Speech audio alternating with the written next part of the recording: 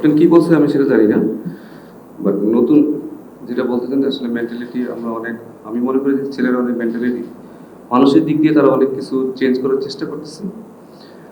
তাদের নিজের ইমপ্রুভমেন্টের ব্যাপারে তারা অনেক বেশি সচেতন। হয়তো আমরা আজকে খুবই খারাপ খেলেছি, তার জন্য বলা যাবে না যে তারা চেষ্টা করতেছে না এবং তাদের বড় হওয়ার ইচ্ছা নেই, এটা কখনই বলা যাবে না। বাট আমি মনে করি যে নতুন কিছু করাটা আমরা চাচ্ছি, আমরা যেন এজ এ টিম বেটার হতে পারি এবং সেই দিকে আমরা কাজ করতেছি। যে জায়গাগুলো আমাদের ইমপ্রুভ করা দরকার চেষ্টা করতেছি সেই জায়গাগুলো ইমপ্রুভ করার। বাট আমি মনে করি আজকে ব্যাটিংটা আমাদের ভালো হয়নি, বোলিংও ভালো হয়নি। বাট আমরা চেষ্টা করবো যে এই জায়গা থেকে আমরা কীভাবে তাড়াতাড়ি ম্যাচে ফিরতে পারি।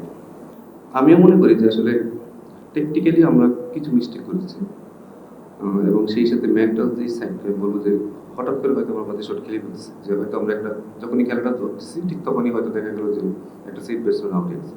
এটা পুরোটাই আসলে মেন্টাল সাইড, যে আমি মনে করি আমাদের হয়তো রুটিন বা প্রসেস আমাদের ভালো নেই, যে আসলে প্রতিটা বল কীভাবে ফেস করতে হবে এবং কীভাবে রুটিনের মধ্যে থাকতে হবে। তো এই জায়গাটা আমাদের খুব তারা দ্রুতই আমাদের এদিকে কাজ করতে হবে, কারণ আমার মনে হয় যে এই প্রসেসটা ভালো না হলে আসলে আমাদের জন্য হয়তো হিতে খারাপ নিয়ে আসবে। তো এই জায়গাগুলো আমাদের খুব তাড়াতাড়ি ছেলেদের বুঝতে হবে যে কীভাবে আসলে রুটিনটা করতে হয়, কীভাবে প্রতিটা বল ফেস করার আগে যে কীভাবে যে রুটিনটা থাকা দরকার সেই রুটিনটা আসলে কীভাবে করতে হবে। আমি মনে হয় এটা খুব তাড়াতাড়ি হয়তো আমরা দ্রুত এটা চেষ্টা করবো, কারণ আমি মনে করি যে টেস্ট ক্রিকেট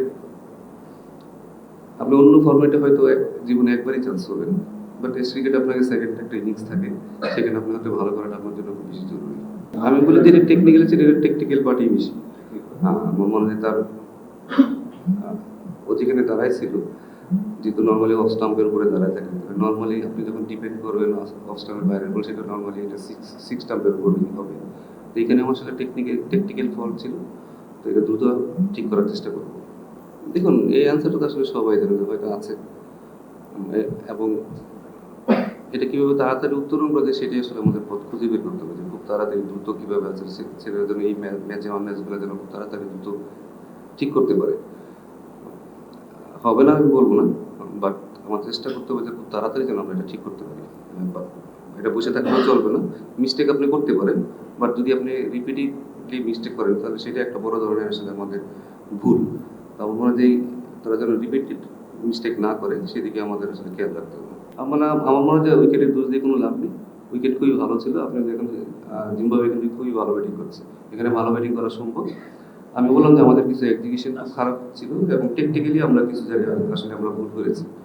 আর যারা ব্যাটিং করেছে তাদেরকে কখনো মনে হয় না যে তারা খুব আনকমফোর্টেবল আছে বা তাদের কনফিডেন্সের অভাব আছে। আমার মনে হয় অ্যাপ্লিকেশনটা আমরা ভালো করিনি, আমাদের টেকনিক্যালি কিছু মিস্টেক করেছি এবং হয়তো আমাদের শর্ট সিলেকশন ভালো ছিল।